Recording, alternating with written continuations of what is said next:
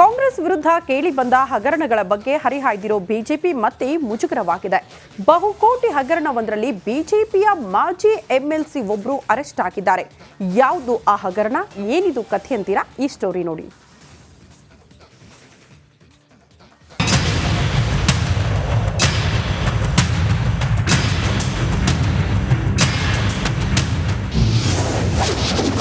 Devaraja Arasu terminal ಹಗರಣ.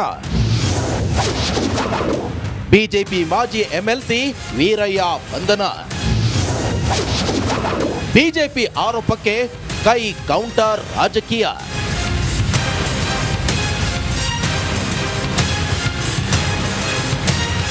Devaraja Arasu terminal ಬಹುಕೋಟಿ ಹಗರಣಕ್ಕೆ ಸಂಬಂಧಿಸಿದಂತೆ ಬಿಜೆಪಿ ಮಾಜಿ ಎಂಎಲ್ಸಿ ಡಿಎಸ್ ವೀರಯ್ಯನನ್ನ ಸಿಐಡಿ ಪೊಲೀಸರು ಬಂಧಿಸಿದ್ದಾರೆ. ಕಾರಣ ಇಷ್ಟೇ, ಟರ್ಮಿನಲ್ನಲ್ಲಿ 47 ಕೋಟಿ ಹಗರಣದ ಆರೋಪ ಕೇಳಿಬಂದಿದೆ. 2021ರಿಂದ 2023ರ ಅವಧಿಯಲ್ಲಿ ಈ ಅಕ್ರಮ ನಡೆದಿದೆ ಅಂತ ದೂರು ದಾಖಲಾಗಿತ್ತು.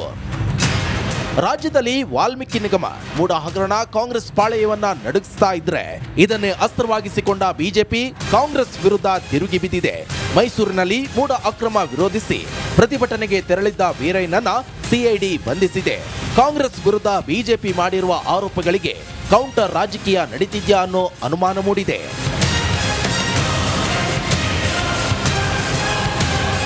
ಟರ್ಮಿನಲ್ಗಳ ದುರಸ್ತಿ ಹಾಗೂ ನಿರ್ವಹಣೆ ಕೆಲಸಗಳನ್ನ ಮಾಡದೆ ಹಣ ಲಪಟಾಯಿಸಿದ್ದಾರೆ ಅಂತ ನಿಗಮದ ಹಾಲಿ ಎಂಡಿ ಶಿವಪ್ರಸಾದ್ ಅವರೇ ದೂರು ನೀಡಿದ್ರು. ಪ್ರಕರಣವನ್ನ ಗಂಭೀರವಾಗಿ ಪರಿಗಣಿಸಿ ಸಿಐಡಿ ತನಿಖೆಗೆ ಆದೇಶಿಸಲಾಗಿತ್ತು. ಪ್ರಕರಣಕ್ಕೆ ಸಂಬಂಧಿಸಿ 600ಕ್ಕೂ ಹೆಚ್ಚು ದಾಖಲೆಗಳನ್ನ ಸಿಐಡಿ ಸಂಗ್ರಹಿಸಿದೆ. ಒಟ್ನಲ್ಲಿ ರಾಜ್ಯದಲ್ಲಿ ಬರೀ ಹಗರಣಗಳೇ ಹೆಚ್ಚು ಸದ್ದು ಮಾಡ್ತಿದ್ದು, ಆರೋಪಗಳು ಸಾಬೀತಾದ್ರೆ ಬಿಜೆಪಿಗೆ ಮಾತ್ರ ಭಾರೀ ಮುಖಭಂಗವಾಗಲಿದೆ. Bureau report, Republic Kannada. Congress ವಿರುದ್ಧ ಕೇಳಿ ಬಂದ ಹಗರಣಗಳ ಬಗ್ಗೆ ಹರಿಹಾಯ್ದಿರೋ ಬಿಜೆಪಿ ಮತ್ತೆ ಮುಜುಗರವಾಗಿದೆ. ಬಹುಕೋಟಿ ಹಗರಣವೊಂದರಲ್ಲಿ ಬಿಜೆಪಿಯ ಮಾಜಿ ಎಂಎಲ್ಸಿ ಒಬ್ಬರು ಅರೆಸ್ಟ್ ಆಗಿದ್ದಾರೆ. ಯಾವುದು ಆ ಹಗರಣ, ಏನಿದು ಕಥೆ ಅಂತೀರಾ? ಈ ಸ್ಟೋರಿ ನೋಡಿ.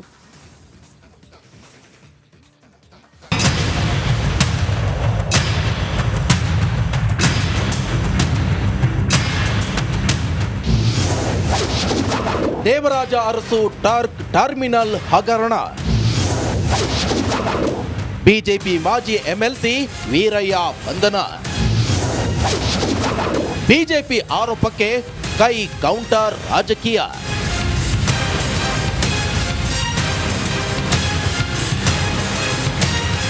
ದೇವರಾಜ ಅರಸು ಟರ್ಮಿನಲ್ ಬಹುಕೋಟಿ ಹಗರಣಕ್ಕೆ ಸಂಬಂಧಿಸಿದಂತೆ ಬಿಜೆಪಿ ಮಾಜಿ ಎಂಎಲ್ಸಿ ಡಿಎಸ್ ವೀರಯ್ಯನನ್ನ ಸಿಐಡಿ ಪೊಲೀಸರು ಬಂಧಿಸಿದ್ದಾರೆ.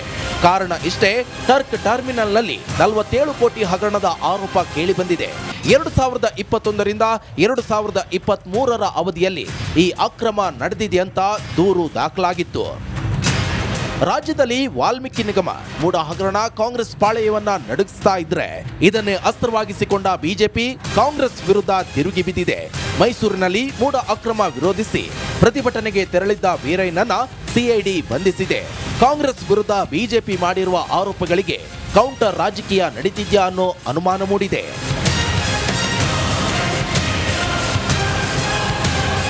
ಟರ್ಮಿನಲ್ಗಳ ದುರಸ್ತಿ ಹಾಗೂ ನಿರ್ವಹಣೆ ಕೆಲಸಗಳನ್ನ ಮಾಡದೆ ಹಣ ಲಪಟಾಯಿಸಿದ್ದಾರೆ ಅಂತ ನಿಗಮದ ಹಾಲಿ ಎಂಡಿ ಶಿವಪ್ರಸಾದ್ ಅವರೇ ದೂರು ನೀಡಿದ್ರು. ಪ್ರಕರಣವನ್ನ ಗಂಭೀರವಾಗಿ ಪರಿಗಣಿಸಿ ಸಿಐಡಿ ತನಿಖೆಗೆ ಆದೇಶಿಸಲಾಗಿತ್ತು. ಪ್ರಕರಣಕ್ಕೆ ಸಂಬಂಧಿಸಿ 600ಕ್ಕೂ ಹೆಚ್ಚು ದಾಖಲೆಗಳನ್ನ ಸಿಐಡಿ ಸಂಗ್ರಹಿಸಿದೆ. ಒಟ್ನಲ್ಲಿ ರಾಜ್ಯದಲ್ಲಿ ಬರೀ ಹಗರಣಗಳೇ ಹೆಚ್ಚು ಸದ್ದು ಮಾಡ್ತಿದ್ದು, ಆರೋಪಗಳು ಸಾಬೀತಾದ್ರೆ ಬಿಜೆಪಿಗೆ ಮಾತ್ರ ಭಾರೀ ಮುಖಭಂಗವಾಗಲಿದೆ. Bureau report, Republic Kannada.